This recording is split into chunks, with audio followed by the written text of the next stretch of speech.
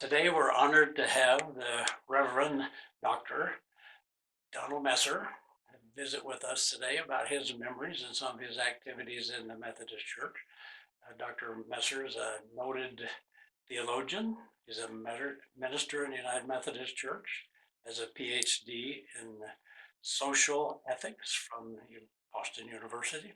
He's also an author of several books, including Ending Hunger Now, co-authored with Senators George McGovern and Bob Dole, which is interesting, crossing both sides of the political spectrum.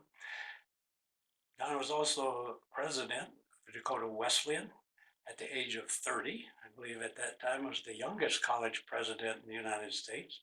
He later served as the president of Iliff School of Theology for almost 20 years, during which time he started two new programs for Doctors of Divinity that sponsored through Iliff, and also quadrupled the endowment for the school.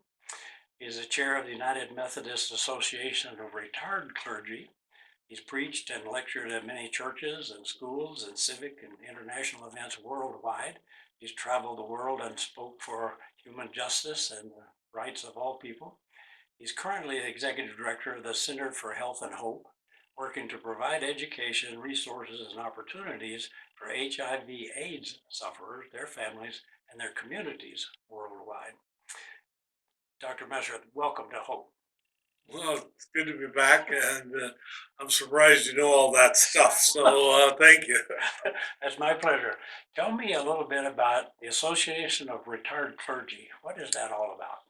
Well, the United Methodist Association of Retired Clergy and Friends, as sometimes we call it UMARC, was established 6 years ago when Bishop Karen Alavito was elected and consecrated Bishop of the United Methodist Church and assigned to the Mountain Sky area. Uh, Question was raised to me at that time is, well, what can we, the retired clergy, do to help our new bishop, the first openly lesbian bishop in the United Methodist Church, who is facing considerable harassment and considerable opposition in some quarters, and really by an act of the Holy Spirit, I'd say. I didn't have any plans at all. But after I was asked the question, what can we do? I went down to my computer, my keyboard, and typed up an organization and some goals. And for 6 years, we've been functioning.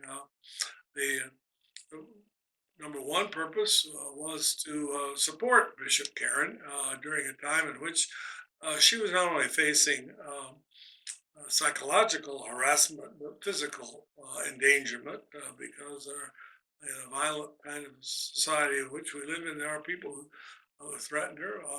But there was also the difficulty that the church's stigma and persecution of LGBTQ persons. And we, the retired clergy, wanted to speak out on her behalf and to challenge other forces that were seeking to harass her in various ways.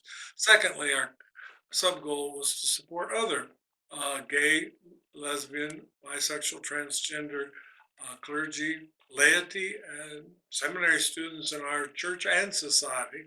And so we formed this organization. I whipped it out really very quick. It wasn't really well thought out in a long process. Took it next day to a meeting of clergy. They asked me, well, Don, what do you think? And I stood up and read it, and they adopted it. And, former member of this church was there, Margaret Hankins. She was there. She was one of the initial core supporters. We planned to have a follow-up meeting to see if we could refine it a little bit, like maybe 10 people would show up, but 60 showed up right then, and the organization has continued to expand. It might have expanded more if we retired clergy had the energy and time to do it, but our mailing list is like 2,500 now in term, and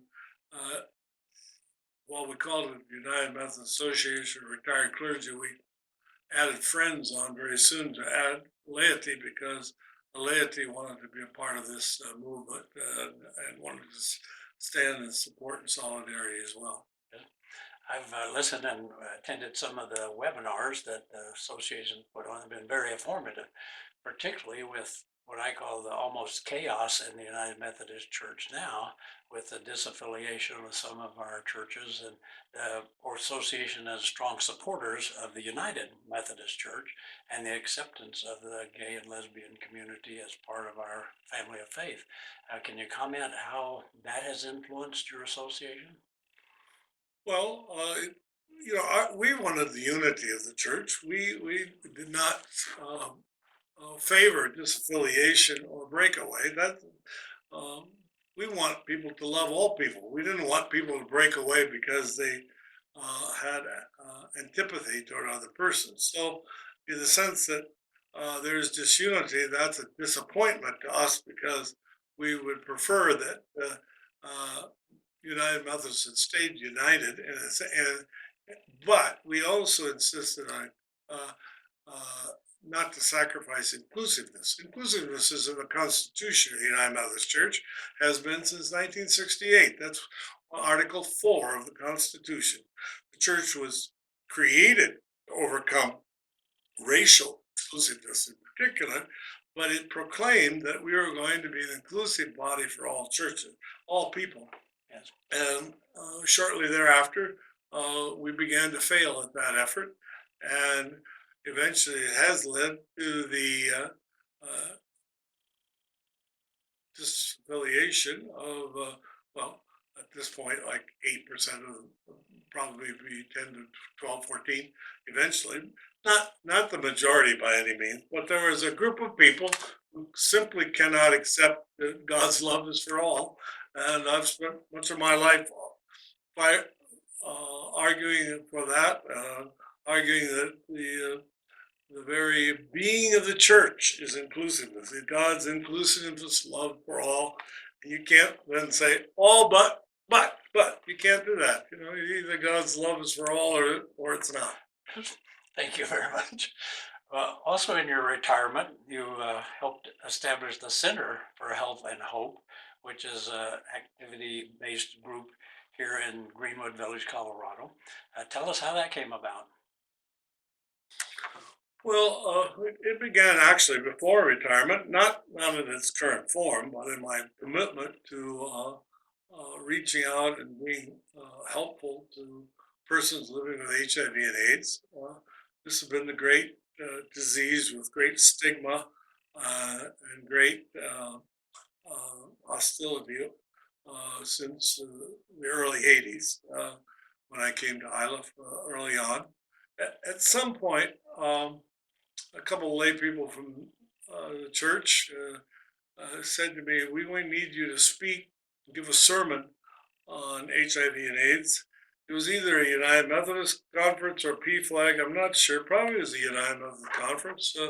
So I was agreed to give a sermon on at this conference. But then, as I began to work on it, I began to realize I knew very little about HIV/AIDS at that time, early '80s. I talked about it, but I didn't know much.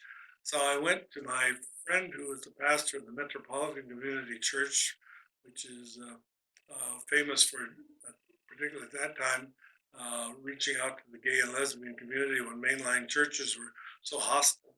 So I said to Charlie, what can you do to help me write this sermon so I understand? Because his members were dying every day, kind of a Holocaust of sorts. And 6 of his gay members agreed to meet me in the hospital bedrooms. And so I went to the hospital and interviewed these young men who were living, really dying with AIDS. There was no hope, no help. And they helped me shape my sermon as to what they would like to say and how they would like to, message they would like to give. They were young Christian men who said they felt great hostility in their churches, but they had great hope for the church. They had great hope for life. They figured a cure was around the corner. And so they helped me write that sermon, which I call The Lord is My Shepherd. And so that kind of began my efforts. I promised them I would continue to carry their message, which was fundamentally one of hope and of help. And after retirement, one thing led to another, and I uh, started the Center for Health and Hope as a nonprofit. I've not been unemployed. I've been unpaid. I've worked full time, but it's been giving me life. And we have programs in India, Rwanda, Kenya, United States, and elsewhere, and raise money and distribute that money to persons of all ages. And it's been a really life giving for me, as well as an effort to deal with HIV/AIDS. Here we are in 2023. Unlike the hope of those men, there's still no cure. There's still no satisfactory treatment per se. There's still education, prevention, care, and treatment, which is fundamental to our organization. Right. And I believe your group, the center now, grew out of the Center for the Church and Global AIDS. Yeah, It was my part of first the title of the Methodist Church. group, my first group title was Church and Global AIDS, and we have, it's a nonprofit 501(c)(3), and my board kept putting the pressure on me. Don, uh, you're not really a center, it operates out of my basement. Second, you're not a church, and then third, you deal more than global aid because we're dealing with orphans, we're dealing with economic empowerment programs, we're dealing with period poverty, which has to do with administration. We're doing a whole lot of things. So they eventually uh, uh, persuaded me that we needed a more inclusive title than I had originally given it, without sacrificing our focus on our fundamental mission, but being more inclusive. I thought that would be a big problem, make a change. Of course, I was wrong. They were right. The change went very smoothly. Actually, people liked the title Center for Health and Hope. It was easier for them to remember. And so that's how it happened. And it's open to all denominations as well as faith. It's not a Methodist organization. Oh no, it started really faith based, and obviously the people I know tend to be United Methodists, but no, uh, we have people of various faiths on the board, and people. What they have to have is have a common commitment to supporting and advocating for persons infected and affected by HIV/AIDS, and a common commitment against stigma and discrimination however it appears. And so, actually, it's not hard to get those kind of people. There's a lot of wonderful people in our churches and in our society who are eager to work together. And to me, the great blessing has been I've spent my life in academia and in the church. Working in this organization, we don't have any people who are competing against anybody else. They're all, if they're competing in compassion and care and generosity. And so conflicts are zero, and cooperation is wonderful. It doesn't always happen that way. A local church, every pastor knows how that can be. But if people don't care about persons living with HIV, if they don't really care about the impoverished of the world, if they don't really care about the stigmatized and the marginalized, they're not going to show up at our event. They're just not going to be there. So we don't deal with them directly. We might deal with them where we're working on the front lines on LGBTQ in Africa, or persons living with HIV in India. Well, but we're not going to meet them within the organization. Right. Well, you've certainly worked worldwide and received recognition in India and Africa. Tell me a little bit about what activities the center sponsors in those areas. That's a dangerous question because we have a lot of projects, and I don't know that your videotape lasts that long. But let me just give a couple, at least a few in each country. I'll start with Kenya because that has had a special history with Hope Church. We currently support 310 AIDS orphans. These are vulnerable children who've lost at least one parent AIDS, most often two. Typically live with their grandparents who are very aged and impoverished themselves, or a guardian. We work with the Kaga Synod of the Methodist Church of Kenya in supervising so that these children get to school, have safe care, shelter over their heads. So we have 310 of various ages from say 5 or 6 to 18. And at times we've had more than that, but right now we're at 310 of these children at various stages of school. What we've discovered, of course, is when they finish at age 17 or 18 or whatever, they're still orphans. Then they've just kind of dropped out of the program and they need help. So my wife Bonnie, particularly, has been focused on helping organize a program along with the volunteers in the center. So today we have about 28 persons who are doing post-secondary work, including donors from this very church who provide a scholarship. And the scholarship can range to cover their full tuition, room, board for whatever years they have to go. The total cost can be $2,000 to $7,000. Right? So it's not like the cost of going to the United States. And therefore, we can have a great impact on young people. And you know, we've got them out there now graduating and serving in the society and helping others, and as teachers, as medical people, as plumbers, as truck drivers. It depends on what their skills are and their needs are and what the possibilities are. So it's kind of an effort from early childhood and into young adulthood.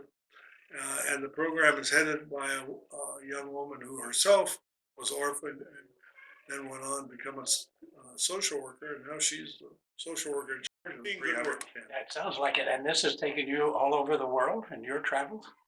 I have traveled quite a bit. In my boyhood, which is a long time ago now, but at age 20, I left the prairies of South Dakota to live in India for a year, called a junior year abroad at that time.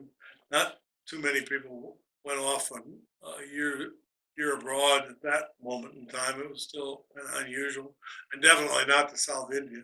Right. So I started back when I was 20, traveled around the world, spent a year in India, and then since then, of course, continued to have contacts, and more recently with the Center for Health and Hope, go back to India regularly, Sri Lanka. I've been in most of Asia, Thailand, Cambodia, Malaysia, Singapore, so forth. And then in Africa, Kenya, Malawi, Zambia, South Africa, Rwanda, where we have quite a bit of work, Ghana, Cote d'Ivoire, and a few other places in Latin America as well. I don't need to do a whole travel thing. Sorry about that. It certainly kept you busy, that's for sure. Well, it keeps me a bit younger, a bit younger. Well, thank you for that background. You also mentioned before we started this interview that you and Bonnie, your wife, attended Hope Church for a time. We did. Our son was in high school then. Kent was in high school. I don't quite know how the circumstances were. Al Brown was the pastor. He wasn't the greatest preacher, but I liked his genuineness of what he said. When I came to church, I was a seminary. I liked this. When Al spoke, I felt there was an authenticness to it. So I enjoyed coming to church. Kent was very active in the youth group at that time, and he actually was elected the conference president of the youth. So he did a lot of activity and travel, and I guess he would have been representing Hope Church at the same time he was doing that at that period of time. I think so. Al Brown was the pastor when I joined this church back in 1979. Well, I maybe mischaracterized his preaching, but he was I thought, a very genuine, loving, caring pastor, and I liked him very much. I grew up in a rural part of Texas, and we had a saying for people with Al's characteristics that he was a good old boy. Okay. He was just an authentic person, and that came across. I agree with you. He may not have been the sharpest preacher in the world, but he was certainly a good human being, and he resonated that with a lot of people. I also knew Dr. Vickery when he was pastor here. Yes, we weren't members at that particular moment, but I knew Dick Vickery for a long time. He and I were in seminary together at Boston University, and so I think he was a year older than me, if I recall. We sang in seminary singers. The difference is that he could sing and I couldn't, but I was uh, the patriarchy and sexism of that day. If you were male, you could sing in the seminary singers, so I sang at it, but Dick had good qualities of singing. Um, he and his wife and Bonnie, we were all engaged the same period of time and married at the same time. And I actually knew Nick prior to moving to Colorado because of those connections. And we, uh, in those days, we were both very poor seminary students. Once we were married, we moved back to Boston. We took our brides to Goodwill Housing, which was torn down a couple of years later and made a parking lot to tell you how quality it was. But we lived on uh, sixth floor. That was we had to have shared common bathrooms because there wasn't there were apartments, but they were. It was really a rickety old building. It was fortunately there were no fires because I don't know how we'd have done crawling down the rope because there wasn't any fire escape except the rope. So. Oh, well, you also mentioned that as part of the Retired Clergy Association, Margaret Hankins was part of that group. Tell us what you remember about Margaret. Well, I knew Margaret for a long time in many settings because of her leadership, not only at Hope Church, but in the United Methodist Conference. And she was articulate, and she was among the first feminists in the church. You might say, well, maybe not the first, but one of those well organized and planned and organized things in the conference. Her role and status of women, uh, and then she was definitely a part of UMARC. We see our founding photo. She's She's there. seated there, and tragically died much younger than she should have. Amen. Margaret was the first female lead pastor at Hope, and the staff parish committee at that time was a little concerned about that. But after months hardly passed, everybody loved Margaret Hankins, and she has been a beloved pastor of this church, and for all the people that she served while she was here, she was very well honored and revered as a very effective minister and pastor here. So we loved Margaret. Wonderful.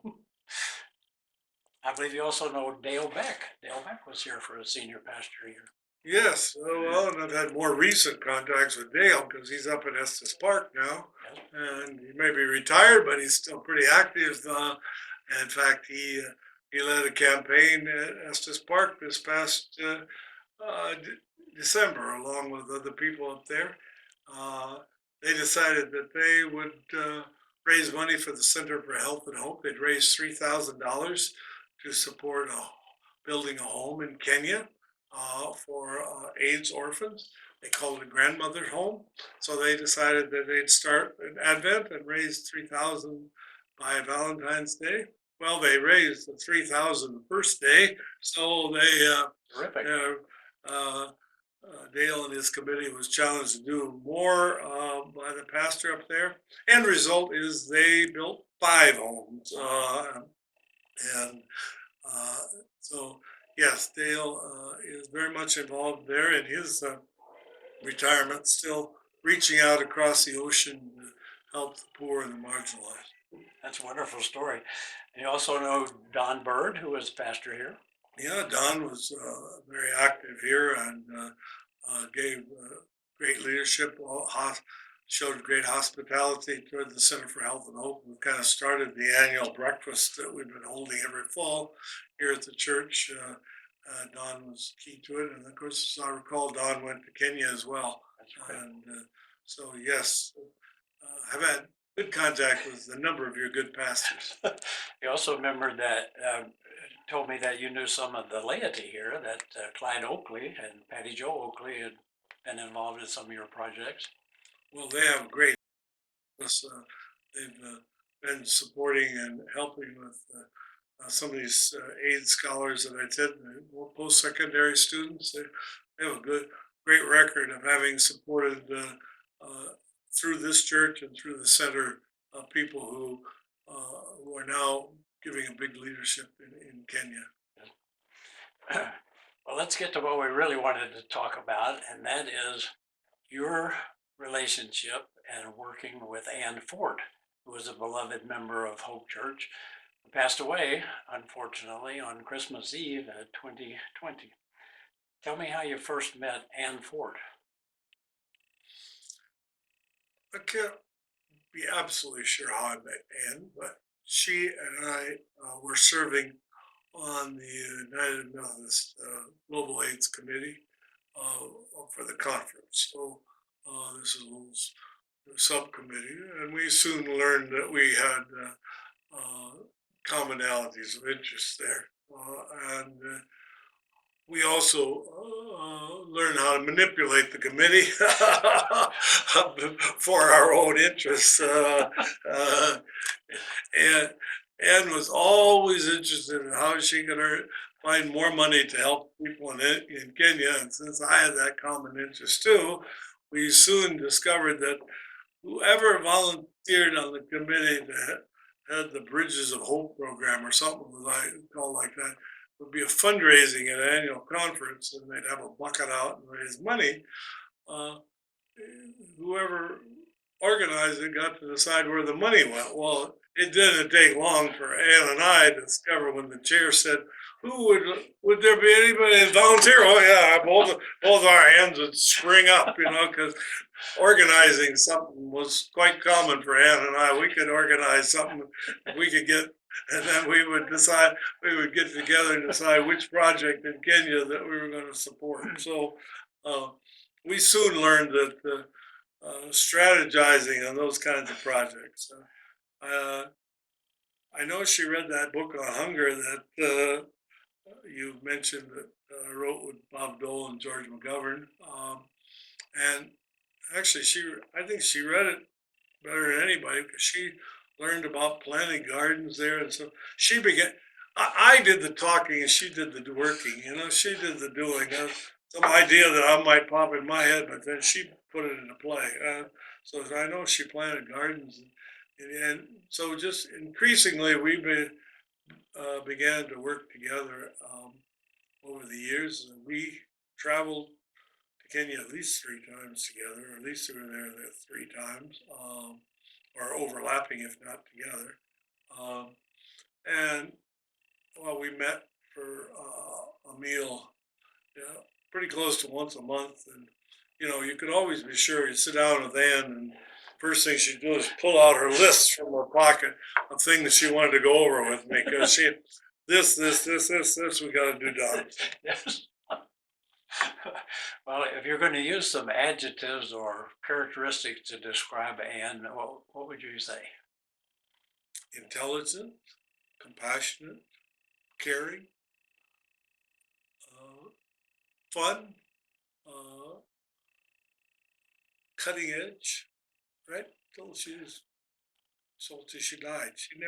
She never stuck in the past. She was always she would have the latest clipping on what was the most serious need for HIV and AIDS or impoverished people or transgender.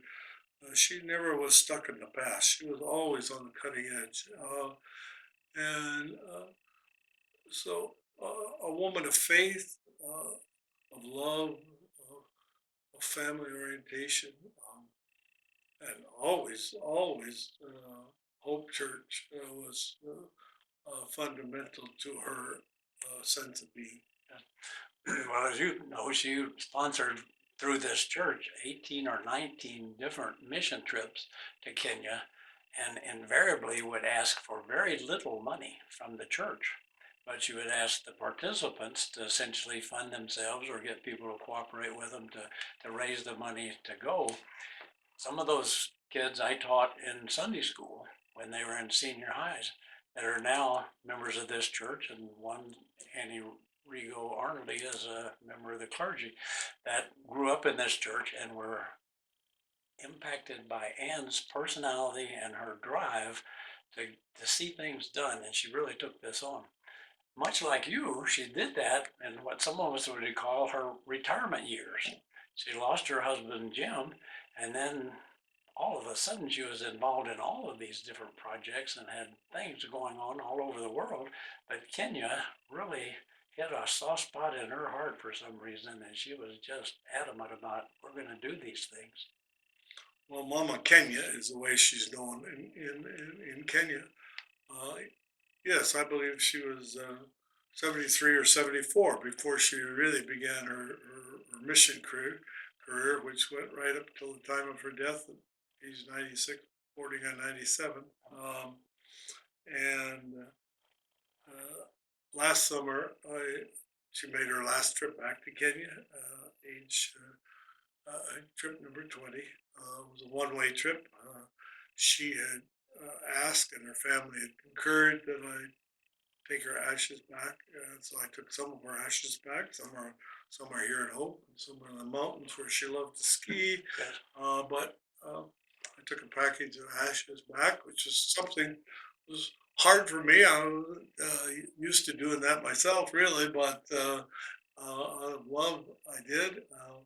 We had a memorial service um, at the foot of a tree that's planted in her name, and there's a sign out there. And I asked people to speak, and of course they spoke. I think there were 3 or 4 Kenyan bishops there. There were these scholars that she's funded. We haven't talked about yet, but there were people from Chuka Church who came some distances. A church that she and this church have supported. So there was well over 100 people. Most who wanted to speak. They sang. We danced. And we went out to the tree, and I had asked a few of the young people to help spread the ashes under the tree, but it soon became evident that Kenyans have no experience with ashes. It's just still not on the horizon, though the bishops told me it's coming. But, but so this was a new service for them. I see. Uh, but they all wanted to participate. So this bag of ashes, literally from the youngest child to the oldest bishop present, uh, helped put some of her ashes at the foot of her tree, which she would have loved. This was just, and it was a beautiful memorial. People remembered the impact of Hope United Methodist Church, the impact that Ann, her family, our friends, the Center for Health and Hope had had. And so I felt very blessed, very honored, though, though I cried because Ann wasn't ready to die, and I wasn't ready to see her leave. I agree. It was quite an honor that you were asked to do that, and on behalf of all of us who loved it, and thank you for doing it. And on her death, left money in her will for the Center for Health and Hope. We created the Ann Fort Legacy Fund. We'd started it before she died. She'd started it up so that it would continue. And she's left money, and many of her friends, many of the people in the church have continued to contribute to it. So that each year she must have about 10 of these students in college right now that we call them the Ann Fort Scholars. She personally identified a young man named Silas to mentor those students and others. And that was a brilliant move on her part, utterly brilliant, because it's turned out repeatedly wise to have this young man who's finishing his doctorate there to help in key moments. To give an example, one of the students had a motorcycle accident and hospitalized. These are orphans. They don't have much support. Well, this young man and a staff member from our center, spent time with him in the hospital, making sure. But Ann had that kind of foresight to create things. And so we have this legacy, we have money. and people still giving to it to provide more scholars. We're going to have some new ones this fall, start up again. And so Anne wasn't quite ready just to have her life mission on this side of heaven, but she wanted to keep on working in Kenya, and she is through this legacy fund that she created. Well, Anne was a big believer in education. Tell us what difference that education makes for these scholars in Kenya. Well, I'll give you an example. One young man who was recommended to us by Silas didn't quite fit some of the categories we had before, but he said this young man had been able to get to college, uh, but he got to the last semester and he couldn't pay for the last semester and he had some bills left over. And of course, so he couldn't get his degree. Well, he's kind of caught between a rock and a hard place because, you understand the college is going to pay him for it to get his degree. On the other hand, he can't earn enough money to pay the bills, to finish his degree. So, thanks to the Ann Fort Legacy Fund, uh, we agreed to pay up those bills and finish his last year. He finished his last year. He was immediately hired as a teacher. And in fact, he was one of the young men who went to visit the other guy in the hospital. So uh, sometimes it's a matter of starting them right at the beginning, but sometimes it's giving them a second chance or helping them over the edge. Anne was not. She was not a bleeding heart. I mean, I'm not really against the word bleeding heart, but she's not. She's tough. She was tough. She set standards. And if somebody Kenya asked her for something she didn't think was quite right, she'd say so. She had criteria that she expected them to meet, and they learned to respect it and honor her for it.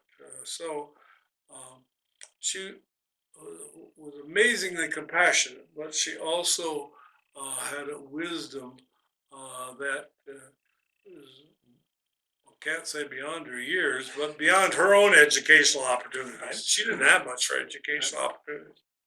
She was a hard worker, but you're Oh, right, yeah. she wasn't a PhD in anything No, other no, than no. compassion, maybe. Right. And that came from her practical experience. Yes. What else do you remember her legacy? Well, I think I mentioned fun. I mean, she didn't see being Christian being a dour experience in life. For her, it was an opportunity to be with people, to relate to people, to share the good news and joy of life, and of Jesus for that sake. Uh, she loved a glass of Chardonnay with a little ice cube in it, Don, please. And we would meet together. During COVID, she hated COVID. COVID was like, she'd say, Don, I'm too old to be in prison. Yes. She got a lovely nursing retirement home, I should say, and it was like a prison to her because she couldn't get out. She'd come out of the balcony, I'd be down in the parking lot, we'd have our conversations, and eventually slip out and do things. She would, uh, and of course, I was amazed. She was a skier all her life, right into the 90s, I mean, I gave up much sooner than that. And not only did she ski, well, in her 90s, she drove up the mountains by herself and ski and come back during the day. She we had. She said, I remember the day she said, "Well, I'm quitting skiing. I told my kids I'm going to quit because I fell." Well, I fell twice, but I only told them once because they could only handle once, You weren't prepared for that. yeah, they wouldn't be prepared for two, so once was enough for them. So, but she was always ready for a party, adventure, meeting new people, reaching out, and traveling, of course. In Kenya, we went, one of our times had well, she was involved. We had a fundraising campaign beforehand to distribute malaria nets, water, not coolers, but cleaners, whatever you call them, and condoms. And so she was busy doing all those in her 90s, so she uh, was a person of enormous integrity. She incorporated the very deepest values of the Christian faith, uh, and she lived a life of love and service. Amen to that. Do you recall the last time you spoke with her? Well, uh, two times. Uh, the the time after she'd been diagnosed with a cancer had come back, because we'd gone out to Paneros for our lunch, and she had pulled out her list, and then she said, "Well, Don, we got to get through the bad part first here, you know. I have been really diagnosed. I'm stage 4 cancer. Um, I'm going to die, and I'm going to fight it. And so let's get over that." Um, well, then we did talk a little longer. In fact, she then described the funeral service she was going to have. And unfortunately, I didn't. Well, I was probably crying. I didn't. My memory's not good enough, and I didn't have a piece of paper quite handy enough. I needed a video because she demonstrated right there in the restaurant how she wanted to have this conversation between her and heaven and the people at Hope Church, and she gave a little routine there in the booth, and I wish I had recorded that for you. Um, and then we went on to the next item. So that was very memorable. I got notes right here yet from that time, but not as extensive as they should have been. And then I was called to her bedside to pray. And during COVID, I couldn't even get very close. That was just before Christmas, and very, very, very, very sad. Even though she lived into her 90s, most of us thought she went too soon. Oh yeah, no, yes, and she certainly did. She was ready to go, and Had things to do. yeah, things to do, and ideas to share, and projects to raise money for, and um, uh, she really did believe that mission was at the heart of the church's purpose, and and it gave the church purpose. The church without mission is generally a social club, and she was interested in social activities, but she was interested in making the world a little bit better than where any of us have been at this point. That's quite a legacy. Yes. We've talked quite a bit about Hope Church and your involvement around the world with HIV and AIDS, and about Ann Ford in particular. Are there any other things that you'd like to say? Well, I'm a strong believer in United Methodism and our values, inclusiveness, mission, service, of reaching out to all people. I think the connection that we have as a denomination and as a people is important around the world. Uh, our ecumenical interfaith perspectives make us unique, so that it guards us from kind of an exclusiveness or excessive pride in who we are. I'm just grateful that there are people like those who have historically been a part of Hope United Methodist Church and have been a part of my life and the life of so many others. Uh, it's hard to measure that. Uh, Coming generations may not quite understand, I'm not certain, but there is a vitality here and a vision and a voice for justice and for compassion and care that you don't just find anywhere else down the street. Dr. Messer, thank you very much for sitting for this interview. We really appreciate your cooperation. Thank you for the opportunity. Our pleasure.